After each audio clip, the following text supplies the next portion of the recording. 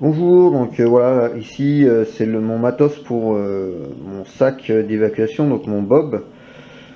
Voilà, donc j'ai pris conseil un peu à droite à gauche pour ça, donc j'espère que ça aidera des gens qui cherchent à le monter. Et si vous avez des conseils pour l'améliorer, quelque chose qui manque ou quelque chose qui est un peu absurde peut-être dans le sac, ben surtout n'hésitez pas à me le dire.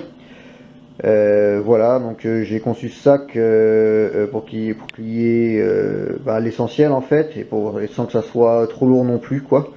Donc à la fin de la vidéo, je vais me peser avec le sac plus les habits pour en cas d'évacuation quoi. Donc voilà. Donc voilà le premier élément, donc c'est tout ce qui est pour le feu, donc le kit de feu. Donc le premier c'est deux briquets. Donc je prends des bics parce que c'est pas cher, j'en ai pris deux au cas où, deux petits, au cas où donc si j'en perds un, ben, j'en ai toujours un autre. Donc là je vis au Canada en ce moment et donc j'ai pas, je pense que le best c'est ceux qui sont électroniques je crois. Quand ils tombent à l'eau, on peut les allumer après quoi, donc c'est best. Mais sinon au Canada, ils vendent des bics que donc avec le silex quoi. Donc c'est ça.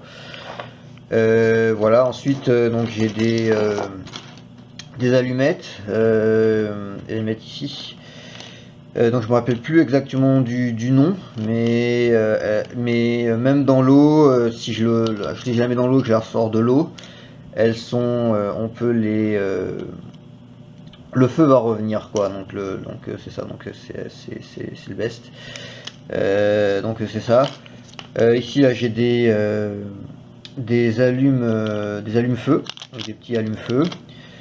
Et ensuite j'ai le sticker, moi j'appelle ça un bâton de feu, mais je me rappelle plus exactement du nom de ça. Mais donc c'est ça, donc ça permet de faire des étincelles pour allumer un feu quoi, donc ça. Et je place tout ça donc dans des pochettes comme ça pour ça. Voilà. Donc ensuite c'est le poncho. Donc c'est ça, donc j'ai pris un petit poncho. Donc c'est ça, c'est parfait pour faire sa bâche, comme bâche, une serviette par terre, donc et pour se protéger de la pluie. Donc c'est ça. Ensuite j'ai un sac de couchage. Donc c'est ça, ça va quand même. Donc là c'est en Fahrenheit, mais ça va pas en dessous de 0, mais ça se rapproche quand même de 0. Donc c'est vraiment pour les 3 saisons quoi. Donc été, printemps, automne. Donc c'est ça. Et puis pour l'hiver, donc au Canada, ben là j'ai ce sac de couchage énorme. Donc vous vous demandez sûrement comment je peux transporter ça dans mon sac d'évacuation. Ben, je vais vous montrer comment je fais avec mon sac quoi. C'est sûr, ce sac là m'a pas coûté extrêmement cher par rapport à donc c'est un Canyon, ici j'ai le modèle, un Canyon Alta, donc mode 9004, 9040. Donc ça va jusqu'à du moins 40. Donc ça je l'ai essayé l'hiver. Donc il faisait pas moins 40 mais il faisait quand même froid. Donc une journée classique d'hiver, donc du moins 20, quelque chose comme ça. Donc je dormais en sous-vêtements, donc il n'y a pas eu j'ai pas eu froid quoi, donc c'est ça. Le sac est lourd, mais c'est ça par rapport au prix que ça coûte et la température. Donc j'ai pas trouvé mieux. Je vais vous montrer comment je mets ça comment je le mets dans mon sac d'évacuation. Donc ensuite, je passe aux vêtements de rechange. Donc je prends souvent de la laine de mérino en général, donc jamais du coton. Donc c'est ça pour l'humidité, tout ça quoi. Donc là j'ai un t-shirt en mérino, deux caleçons en mérino, deux chaussettes, je crois que c'est des chaussettes de laine, et donc un pull léger quoi. C'est ça, chaque jour c'est de la marque Condor quoi. Donc c'est ça.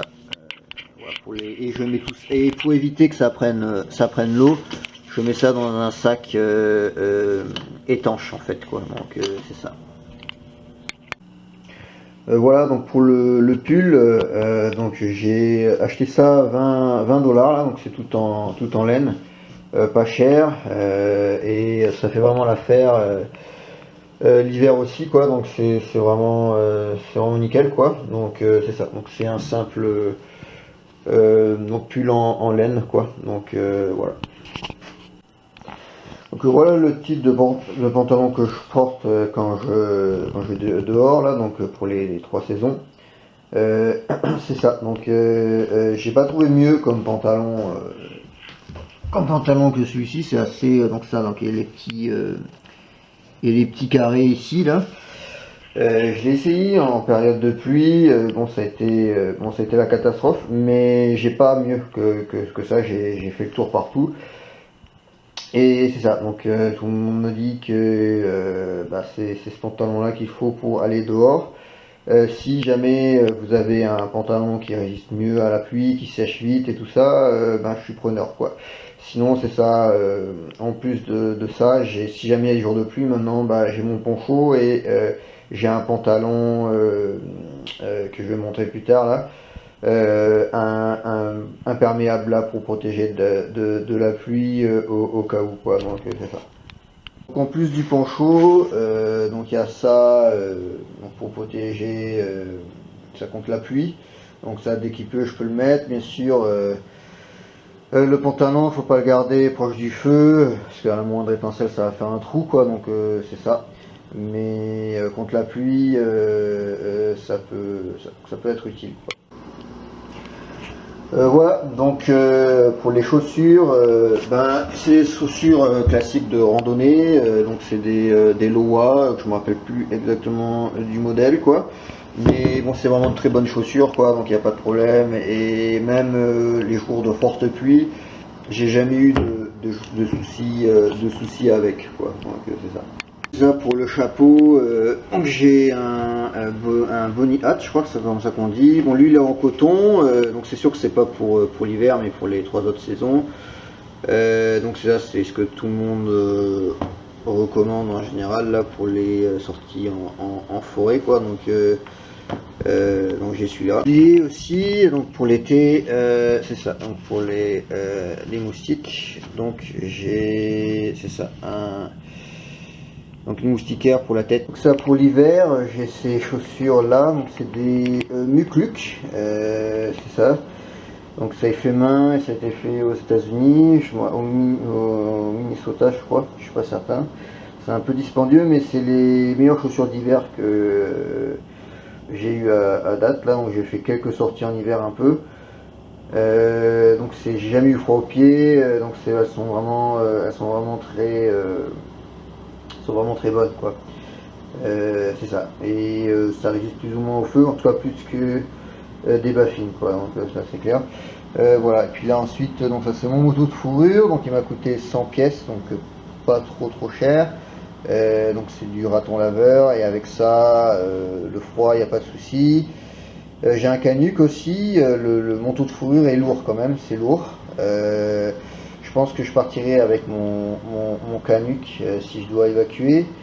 Mais ça, si j'ai le temps, de le mettre dans l'auto, par exemple, si j'ai pas à évacuer à pied, je mettrai le manteau de fourrure dans l'auto, ça c'est clair quoi.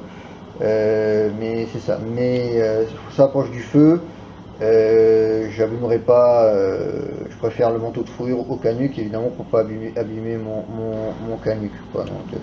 Et matos vraiment pour les vêtements pour l'hiver, donc j'ai ça pour me protéger la tête et les oreilles, donc c'est en peau de lapin. Je l'ai acheté avec le manteau de fourrure, donc dans un magasin de fourrure, donc c'était déjà utilisé, je ne me rappelle pas la marque, ici il y a la marque ici, donc c'est ça. Ensuite ça pour protéger les gens du froid aussi quoi, donc c'est vrai c'est un collant quoi. Ça pour ça protège visage, donc c'est ça.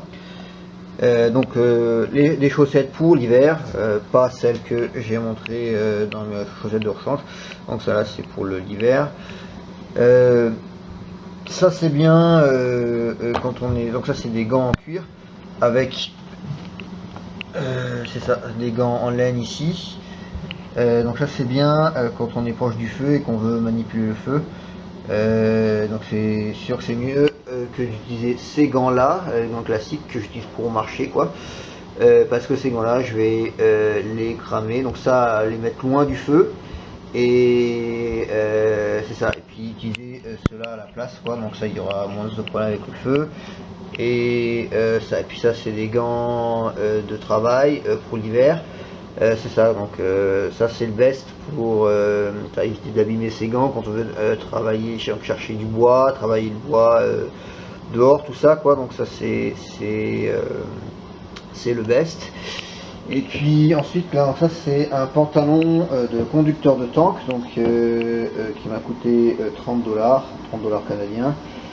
Donc c'est sûr le pantalon est lourd, mais ça tient chaud, quelle que soit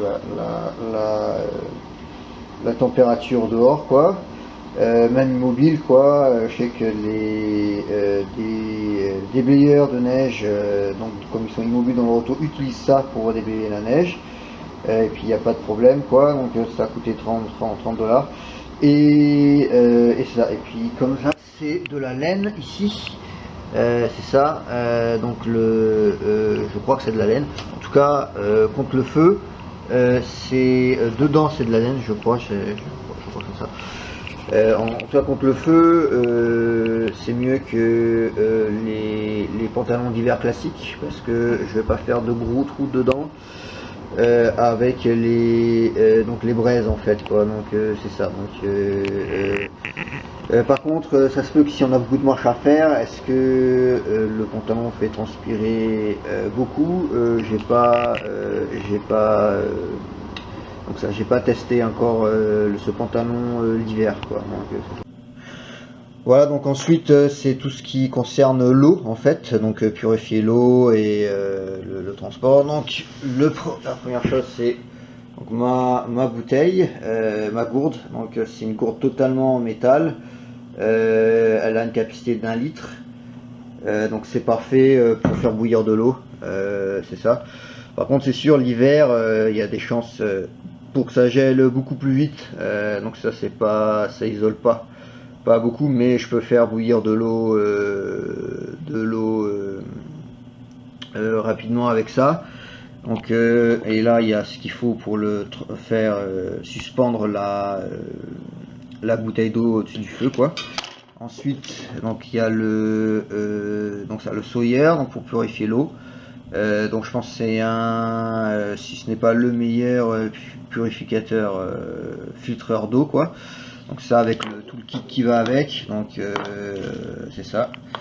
Et puis des pastilles, donc ça pour purifier l'eau, donc Aquatabs quoi. Et c'est ça. Et je les mets donc dans une pochette comme pour mon kit de feu quoi. Donc ensuite donc la fameuse cantine donc militaire avec le couvercle. Et donc j'ai pris ça, donc c'est en plastique, donc c'est peut-être pas le best. S'il y a un équivalent en fer, peut-être que ça serait mieux. Mais c'est ça, donc par contre c'est très léger quoi, et c'est ça. Donc c'est très très léger. Il manquerait juste peut-être un ouvre-boîte, petit ouvre-boîte militaire que j'ai pas avec moi là. Et donc c'est ça. Donc ensuite pour tout ce qui est communication, donc j'ai donc une radio d'urgence, voilà, donc à manivelle avec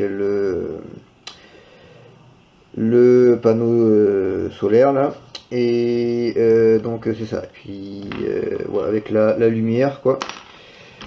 Ensuite avec ça j'ai la lampe frontale, c'est ça, avec le sifflet de survie.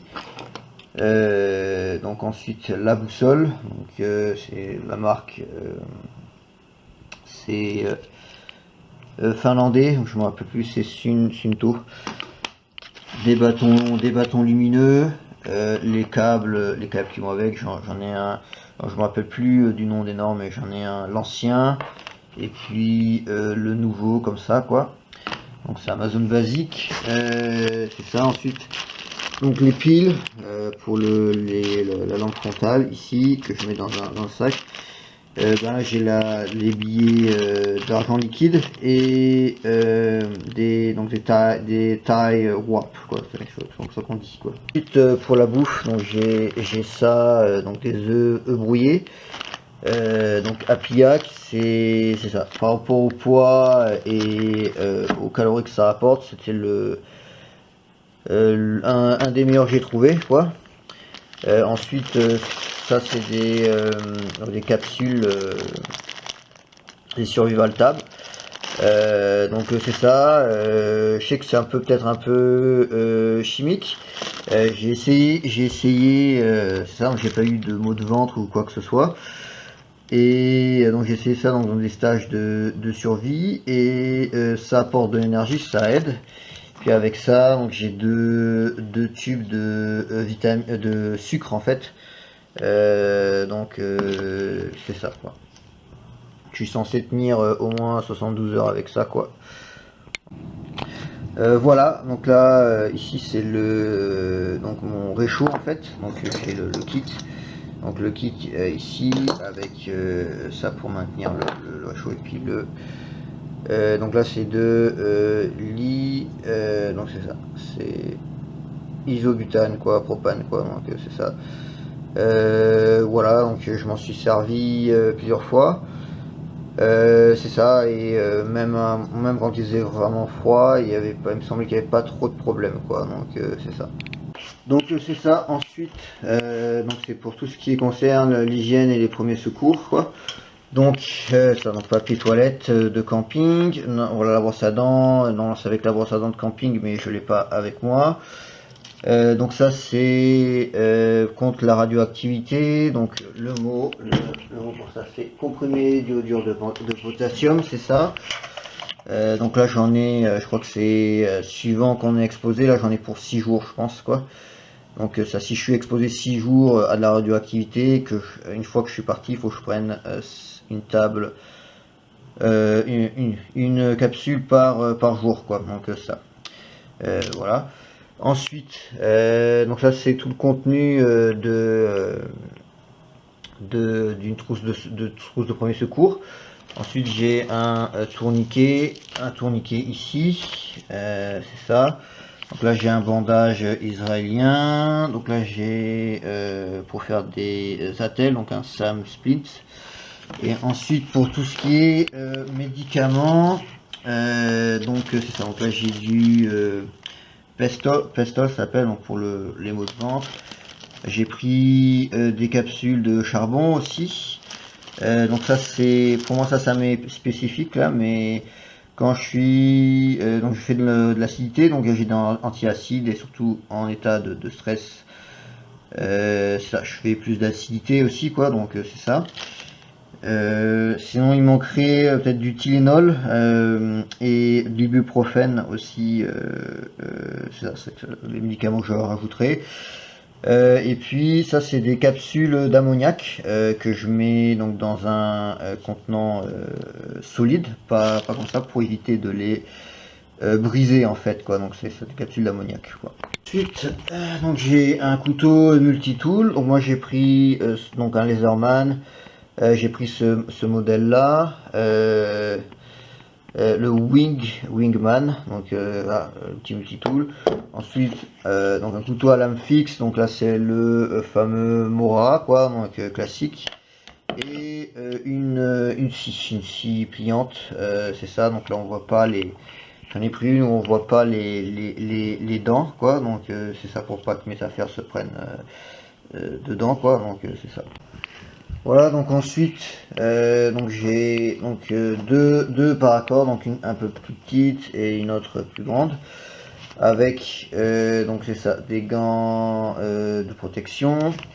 Ça c'est une clé de vanne d'eau Seal Lock, c'est ça. Donc ensuite j'ai mon kit de pêche, donc ça c'est ça, comme ça.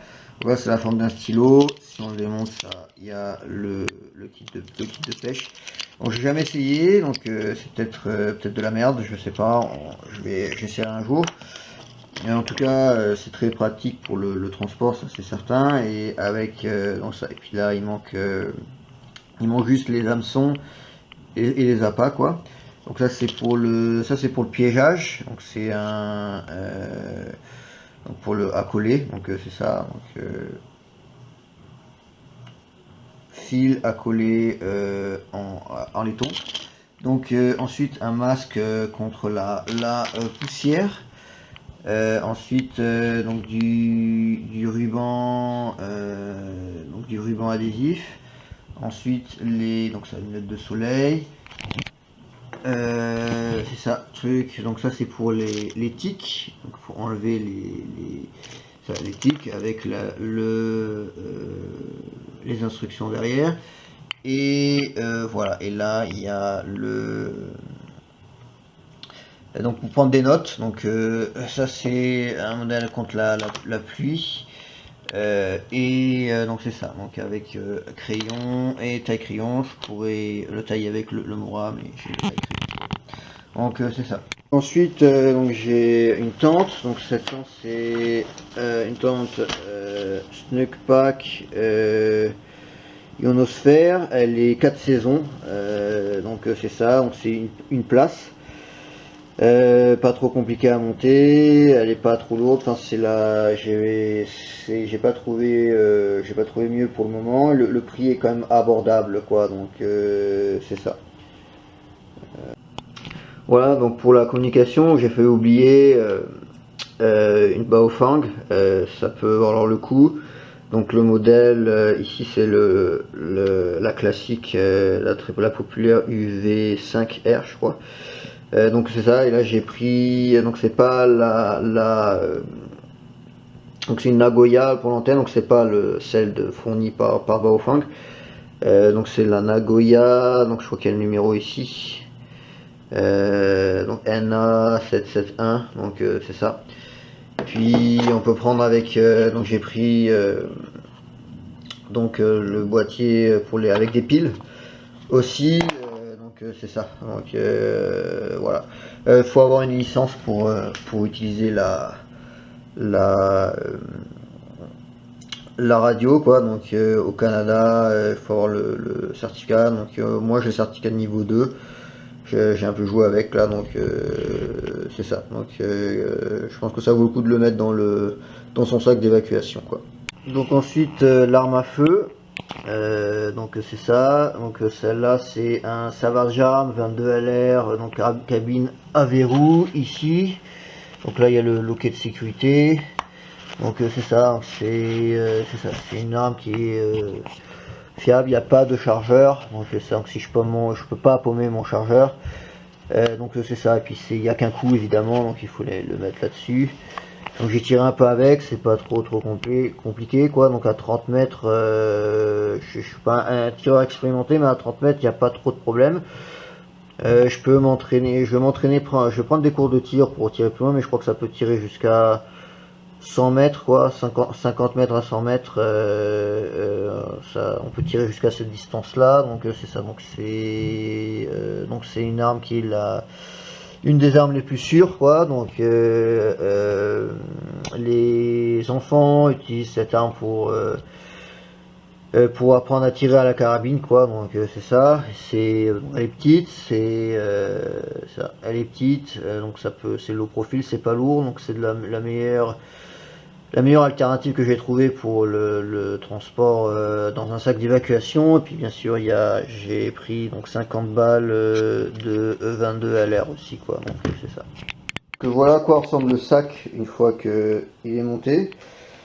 Donc voilà, donc là en bas avec les sangles j'ai pu mettre la carabine avec la tente, c'est ça, donc c'est assez bien attaché. J'ai marché donc dans mon couloir et puis ça se casse pas trop la gueule, donc ça peut-être sur 20 km il y aura peut-être encore des ajustements, mais en gros ça a l'air de tenir. Voilà le poncho que je fais pendre ici grâce à mes 200 ici, avec la cantine ici. Ici le sac de couchage donc là je l'attache ici avec les 200. Puis là en haut avec ça, je l'attache ici comme ça. Il pend pas, il reste à peu près stable. Donc c'est ça. Et puis là je peux même mettre mon pull si jamais il fait un peu trop chaud. Là j'ai la moustiquaire et j'ai le pantalon de pluie et avec la paracorde ici quoi, donc ça que j'ai pas assez de place pour le mettre dans le sac quoi. Donc c'est ça, voilà, à quoi ça ressemble à peu près. Voilà, donc c'est ça, j'ai le sac à dos sur le dos avec les vêtements. Donc mon poids actuel est de 69,5, donc allons-y. Donc c'est ça, 85 à peu près, à quelques 200-300 grammes près.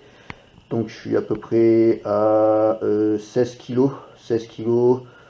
Allez, en étant un peu pessimiste, 17 kg quoi. Donc entre 16 et 17 kg. Donc pour un... Est-ce que c'est un poids lourd? En tout cas je suis en dessous de moins 20 kg, c'était mon objectif quoi. Donc un sac d'évacuation de moins de 20 kg. Donc c'est pour les 3 saisons. Donc c'est pas pour, ce n'est pas pour l'hiver quoi, donc c'est ça. Donc c'est ça, là je vais essayer avec les habits d'hiver.